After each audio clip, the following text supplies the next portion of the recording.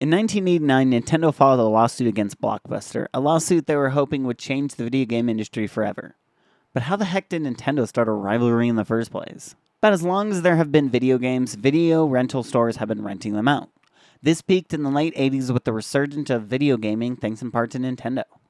In 1985, around the same time as the release of the Nintendo Entertainment System, the video rental store Blockbuster had started business. Blockbuster's growth was exponential, having just 19 stores in 1987 to it being reported that in 1989 a new store was opening every 24 hours. Also in 1989, Blockbuster saw the success of Nintendo and decided to begin renting out video games. To understand how Nintendo got tangled up in a legal battle over video game rentals, we have to dive into the law surrounding video game rentals.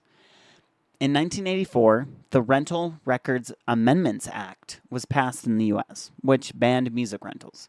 However, this type of protection didn't extend to video games. The rental of video games was still legal under an exclusion in the Copyright Act known as First Sale Doctrine. Basically, First Sale Doctrine says that a person may legally redistribute a copy of a copyrighted work that they own. First Sale Doctrine is the reason you can sell off your old video games, movies, vinyls, cassettes, or any other piece of copyrighted material that you legally obtained.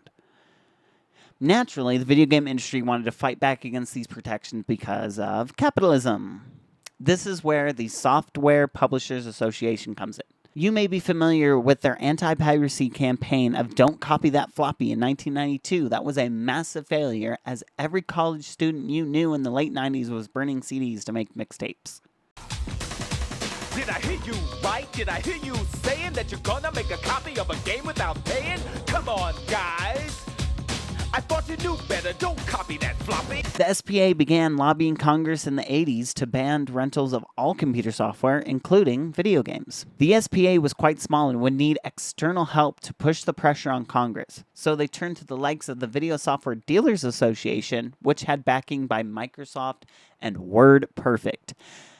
And yes, I had to Google what the hell WordPerfect was. I guess I'm not old enough to know what WordPerfect was, but I guess it was just Microsoft Word before there was Microsoft Word. It was like the top word processing software before Microsoft Word made its way into the market.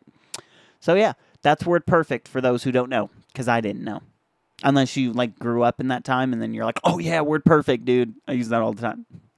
You are a babbling fool, and we have built a temple to madness. In exchange for the support of the VSDA, the SPA agreed to exclude physical cartridges in their campaign.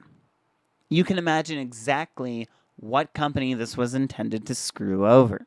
Nintendo sought Microsoft's support, but Microsoft was too eager to get protections for their software to negotiate protections for Nintendo. The VSDA argued that video game cartridges did not need these reproduction protections as cartridges were too difficult to copy compared to computer software. Despite Nintendo's pleas that cartridge exclusions would hurt the market for those games, and a push for the ban of cartridge rentals up to 1 year after a game's release, the bill passed the Senate Judiciary Committee in mid-1989 without any protections for video game cartridges. Normally, this would be the end of the fight.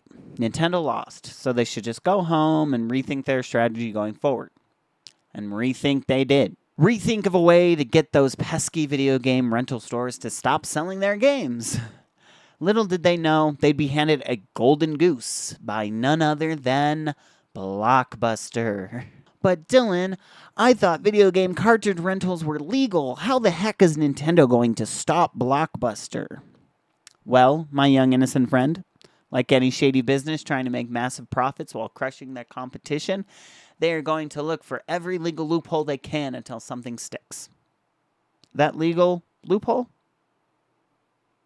Copyright law. Okay, so they didn't have to look far, right? As they literally stuck to their copyright guns. But obviously they couldn't attack the copyright of the game itself, so they went after the copyright of the video game manuals. Anyone who is old enough to have rented physical video games may have been let down by the game missing the manual. Like some punk rented out the game, read through the manual, and then forgot to put the damn thing back in the case when returning it. Blockbuster had this problem so much that they began photocopying the manuals for boxes that were missing theirs. Nintendo caught on to this practice and on July 31st, 1989, sent a cease and desist letter to Blockbuster telling them to stop photocopying their manuals as this was an infringement on their copyright. Of course, Blockbuster called Nintendo's bluff, saying that Nintendo was just mad that they were excluded from the pending legislation of the rentals of computer software. And, I mean, you can put the clues together and come to your own conclusion. Nintendo, however, reasserted this was about copyright law, stating, in an industry like ours, if you don't have strong copyright laws, you don't have a company, you don't have an industry. So, who was right? Well, we never truly got an answer to that question, as the lawsuit that was eventually filed was settled out of court. Blockbuster agreed to stop photocopying the manuals and instead buy alternates from none other than the Video Software Dealers Association. Many legal scholars argue that Blockbuster's photocopying was indeed an infringement on Nintendo's copyrights, as trivial and frivolous as the lawsuit seemed on the surface. So what became of the legislation that Nintendo was so desperate to become a part of? Well, as anyone who has rented a video game post-1989 might be able to figure out, Congress passed the Computer Software Rentals Amendments Act, which did not include protections for cartridges, and actually included an exception which reads, this subsection does not apply to 1. A computer program which is embodied in a machine or product and which cannot be copied during the ordinary operation or use of the machine or product, or 2, a computer program embodied in or used in conjunction with a limited purpose computer that is designed for playing video games and may be designed for other purposes. This exception is more informally known as the Nintendo exception. So in the great rivalry that was Nintendo v. Blockbuster, Blockbuster won as a result of being able to continue to rent out Nintendo games. But Nintendo still exists, and Blockbuster went out of business years ago. If you found this video interesting, don't forget to hit that like button, and don't forget to subscribe to see more videos like this. I will see you all in my next video. Bye.